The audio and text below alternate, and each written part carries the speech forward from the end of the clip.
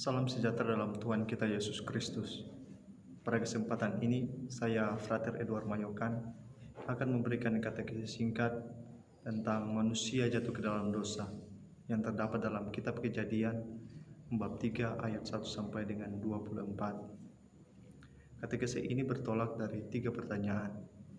Dengan demikian, saya akan menjawab 3 pertanyaan tersebut. Baiklah, kita mulai dengan pertanyaan yang pertama. Pertanyaan yang pertama, bagaimana ular itu membujuk perempuan itu untuk melanggar perintah Tuhan? Di antara binatang di daratan yang dijadikan Tuhan, ular adalah yang paling cerdik. Ia memiliki kemampuan untuk berbicara dengan manusia dan juga dijiwai oleh sikap permusuhan terhadap Allah. Mengapa ia memusuhi Allah? Dalam Perjanjian Baru maupun dalam tradisi Kristiani mengartikan ular itu sebagai iblis. Dapat kita lihat dalam gambaran Wahyu bab 12 ayat 9 atau bab yang ke-20 ayat kedua. Tradisi gereja melihat iblis sebagai malaikat yang berdosa di hadapan Allah. Ketika diciptakan oleh Allah, ia sungguh baik adanya, tetapi kemudian menjadi jahat karena perbuatannya sendiri. Lanjut dengan pertanyaan yang kedua.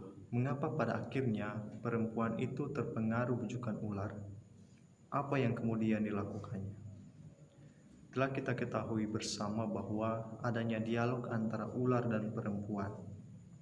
Ular membuka dialog dengan satu pertanyaan yang seolah-olah menunjukkan bahwa ia memperhatikan nasib perempuan itu. Kemudian ular itu berkata, "Tentu Allah berfirman, semua pohon dalam taman ini jangan kamu makan buahnya, bukan?" Pertanyaan ular itu sangat melebih-lebihkan perintah Tuhan. Tetapi pertanyaan ular itu menanamkan di dalam diri perempuan itu keraguan atas perintah Allah dan kecurigaan terhadap Allah sendiri. Dengan pertanyaan itu, ular mau meyakinkan perempuan itu bahwa Tuhan melarang memakan buah itu karena Tuhan itu kikir.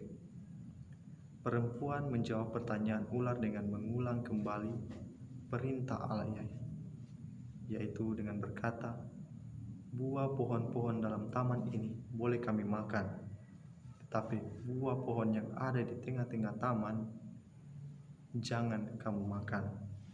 Allah berfirman, jangan kamu makan ataupun raba buah itu, nanti kamu mati." Tetapi ular terus mempengaruhi perempuan itu sampai perempuan itu meragukan perintah Allah itu. Setelah ular mengetahui bahwa pertanyaannya berhasil mempengaruhi perempuan itu dan membuatnya meragukan perintah Allah, secara tegas ular membelokkan perintah Allah.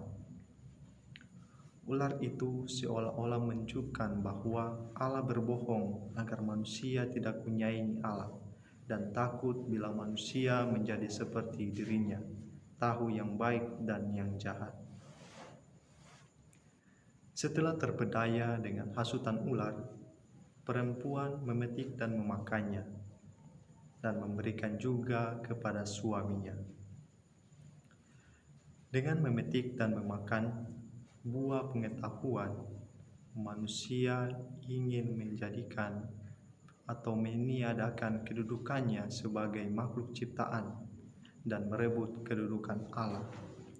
Karena itu, dosa manusia pada pokoknya adalah dosa kesombongan. Manusia memberontak pada penciptanya dan melanggar perintah Allah. Manusia mau menggeser kedudukan Allah karena percaya bahwa ia sendiri dapat menjadi Tuhan bagi dirinya sendiri. Kita masuk pada pertanyaan ketiga, yaitu bagaimana sikap Allah terhadap ular dan manusia yang telah jatuh ke dalam dosa. Sikap Allah adalah memberikan hukuman kepada ular dan manusia. Hukuman kepada ular yaitu hukuman yang pertama, ular berjalan dengan perut dan makan debu tanah. Dan yang kedua, adanya permusuhan antara ular dan perempuan itu. antara keturunan ular itu dan keturunan perempuan itu. Keturunan perempuan itu akan menang dan meremukkan ular itu. Kemudian hukuman kepada manusia adalah perempuan akan melahirkan dengan kesakitan, dan perempuan akan berahi kepada suaminya, dan suami akan berkuasa atas perempuan. Kemudian manusia harus bekerja dengan menanggung banyak jerih payah, mengolah tanah. Kemudian manusia makan dari hasil tumbuh-tumbuhan, dan manusia akan mengalami maut atau kematian. Dengan demikian berakhirlah katekesi singkat ini mengenai manusia yang jatuh ke dalam dosa. Saya pamit undur diri. Untuk itu saya mohon maaf kalau ada kesalahan kata yang saya ucapkan. Sekian dan terima kasih.